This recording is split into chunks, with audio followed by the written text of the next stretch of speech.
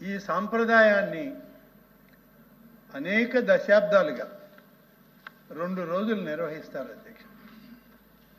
ఇది 10 రోజులకు మార్చారు అధ్యక్ష.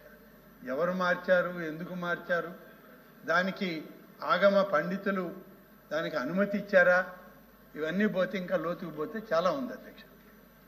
2 రోజులు జరిగే వైకుంఠ ఏకాదశి కార్యక్రమాన్ని 10 రోజులకు మార్చి వైకుంఠ ఏకాదశి కార్యక్రమాన్ని తిరుమలలోనే టిక్కెట్లు ఇవ్వడం కానీ, ఆన్లైన్లో టికెట్లు పంపిణీ చేయడం కానీ ఇవన్నీ జరిగాయి అధ్యక్ష. కానీ కొన్ని స్వార్థపర శక్తులు తిరుమల నుంచి వాళ్ళ స్వార్థ రాజకీయాల కోసం ఆ టికెట్ కౌంటర్లని కిందకు తెచ్చారు అధ్యక్ష. దాన్ని కొనసాగించారు కొంతకాలం. దానివల్ల సరే కొన్ని తప్పులు ఆ జరిగినటువంటి సంఘటన రోజున ఇది కూడా ఒక కారణమైంది అధ్యక్ష. వాస్తవానికి అధ్యక్ష, తిరుమల వైకుంఠ ఏకాదశి సందర్భంలో జరిగినటువంటి దాన్ని అందరం కూడా బాధపడ్డాం. ఈ జరిగినటువంటి కార్యక్రమాలు, టోకన్లు, ఎస్ఎస్ఐడి టోకన్లు ఇవన్నీ కూడా అది తిరుమలలో ఇచ్చే వాటిని తిరుపతికి తీసుకురావడం, ఈ క్యూ లైన్లలో మార్పులు చేసి పైన ఇవ్వాల్సిన డిస్ట్రిబ్యూషన్ అంతా కింద చేశారు అధ్యక్ష. ఇది ఎందుకు జరిగింది, ఎలా జరిగింది అని అంటే, గతంలో ఒక 3-4 సంవత్సరాల నుంచి ఈ మార్పు తిరుమలలో తిరుపతిలో చేశారు.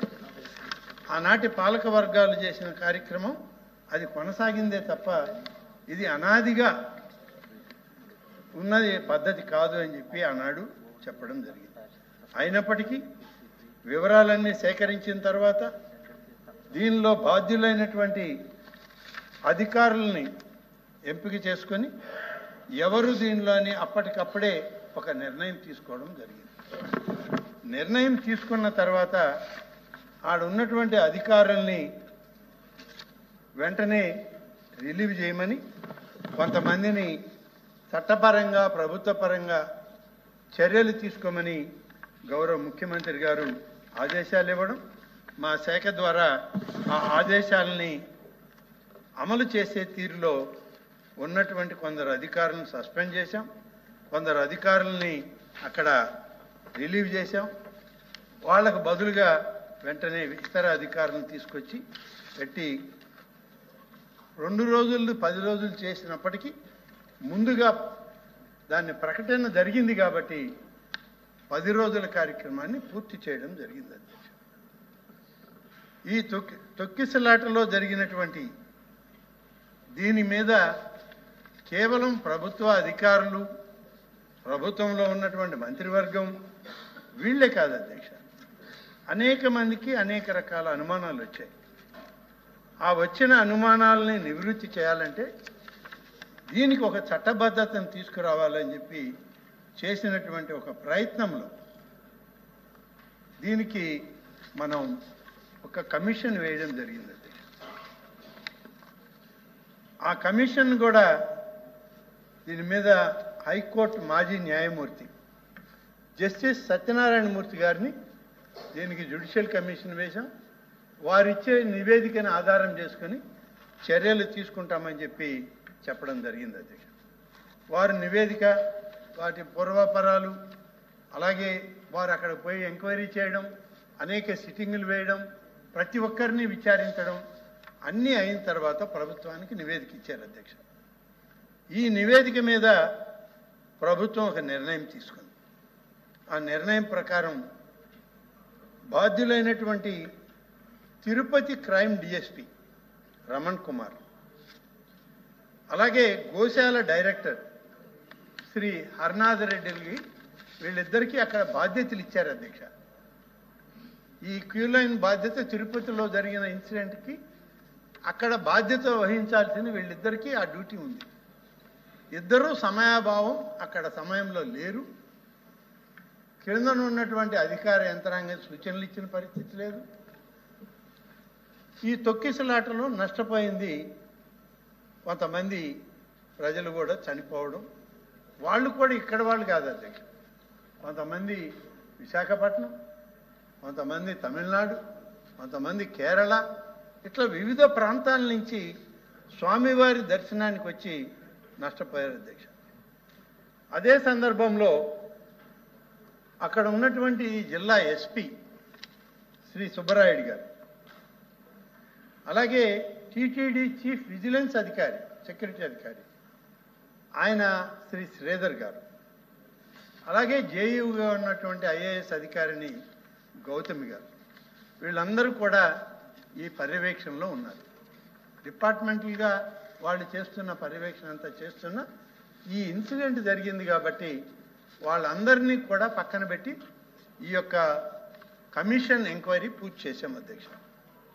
కమిషన్ ఎంక్వైరీ అంతా వచ్చాక కొంతమంది మీద వాళ్ళు నిర్దిష్టంగా సూచనలు చేశారు. అవి ప్రభుత్వం నిర్ణయం తీసుకొని దానిపైన వాళ్ళని ఇవాళ బాధ్యుల్ని చేసి మేము చర్యలు తీసుకుంటున్నాం అధ్యక్ష. ఇక ఆ సంఘటనలో ఏ సంబంధాలు లేకుండా కమిషన్ రిపోర్ట్లో కూడా వాదనలో రానటువంటి అధికారుల మీద ఎందుకు తీసుకోలేదు చర్య అనే మాట వచ్చింది అధ్యక్ష.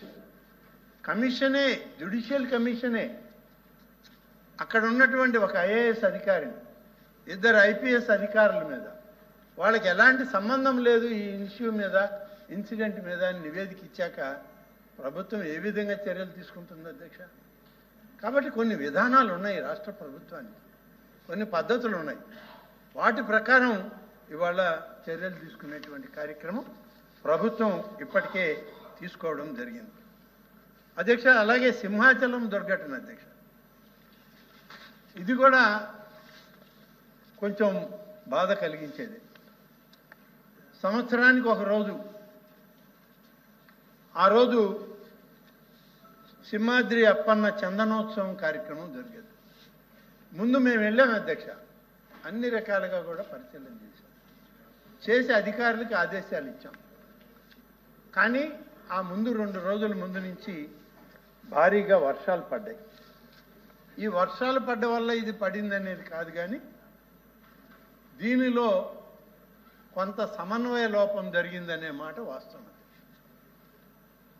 ఈ కట్టడాలన్నీ కేంద్ర ప్రభుత్వ నిధులతో ప్రసాదం స్కీమ్ కింద టూరిజం డిపార్ట్మెంట్ వాళ్ళే టెండర్లు పిలుస్తారు, వాళ్ళ అధికారులు వాళ్ళ స్పెసిఫికేషన్ల ప్రకారమే కాంట్రాక్టర్లు కడతారు అధ్యక్ష.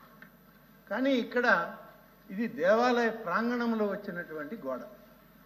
ఈ గోడ అవసరం ఏంటి అని అంటే, ఈ భారీ వర్షాలు పడినప్పుడంతా సింహాచలం కొండల మీద మట్టి జారి క్రిందికి భక్తుల మీదకి జారి పడుతూ ఉంటుంది. దీనికి ఒక సపోర్టింగ్ వాల్ కావాలని ఇటు దేవాదాయ శాఖలో ఉన్నటువంటి ఇంజనీరింగ్ అధికారులు, అటు ప్రసాదం స్కీమ్ చూస్తున్నటువంటి ఇంజనీరింగ్ అధికారులు ఇద్దరూ కలిసి దీన్ని ప్రొటెక్ట్ చేయాలి అనేటువంటి ఒక ఉద్దేశంతో, ఉద్దేశం మంచిదే కానీ డీవియేషన్ అయితే జరిగింది అధ్యక్ష. ఆ డీవియేషన్ ఏంటంటే హయ్యర్ ఆఫీసర్స్ యొక్క పర్మిషన్ లేకుండా ఆ గోడని నిర్మాణం చేయడానికి ప్రయత్నం చేయడం. ఆ రోజు రాత్రి కూడా భారీ వర్షాలు కురిశాయి. ఉదయమే చందనోత్సవం.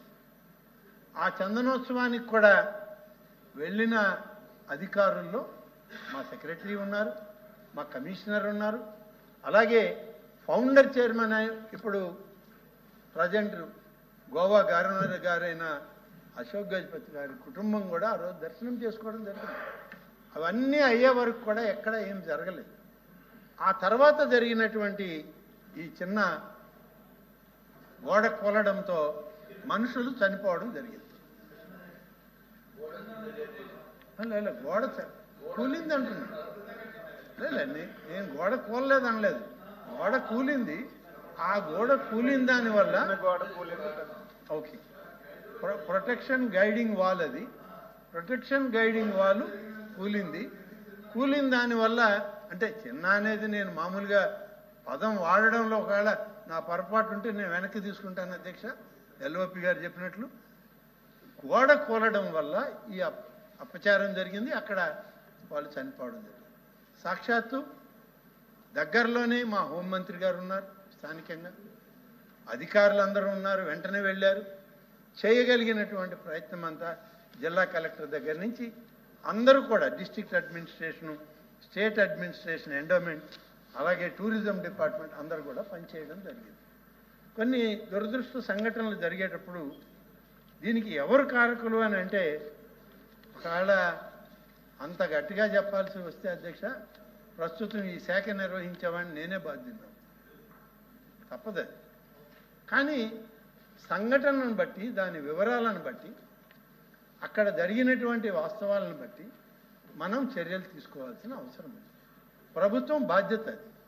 ఆ బాధ్యతలో భాగంగానే ఒకే టైంలో 21.5 మిల్లీమీటర్ల వర్షపాతం ఆ కొండ మీదే పడ్డది అధ్యక్ష. ఈ దుర్ఘటనలు జరిగాయి. దీనిపైన అప్పటికప్పుడే నిర్ణయం తీసుకున్నాం. చనిపోయినటువంటి కుటుంబాలకి 25 లక్షల రూపాయలు ఎక్స్గ్రేషియా అని, గాయపడిన వారికి 3 లక్షల రూపాయలని, అలాగే తిరుపతిలాగా ఈ చనిపోయిన కుటుంబాల్లో వాళ్ళు ఎవరైనా మాకు ఉపాధి కోల్పోయామని కానీ వస్తే ఈ నష్టపరిహారంతో వాళ్ళకి మా శాఖ ద్వారా ఆ కుటుంబ సభ్యులకి అవుట్సోర్సింగ్లో కూడా ఉద్యోగాలు ఇవ్వాలని అది ప్రభుత్వంలో ముఖ్యమంత్రి గారు నిర్ణయం తీసుకొని ఇవాళ అమలు చేయడానికి కూడా ఆదేశాలు ఇచ్చాము. ఇవన్నీ జరిగాయి. ఎవరు ఒకవేళ మీ దగ్గర ఆ కుటుంబాల వాళ్ళు అవుట్సోర్సింగ్ ఉద్యోగం కావాలని అప్లికేషన్ ఉంటే పంపండి, ఇస్తాం, తప్పలేదు. మేము ఇస్తాం. మా దగ్గరికి వస్తే అటువంటి వాళ్ళకి మేము ముందే చెప్పాం, వాళ్ళకి కూడా లేఖలు రాశాం.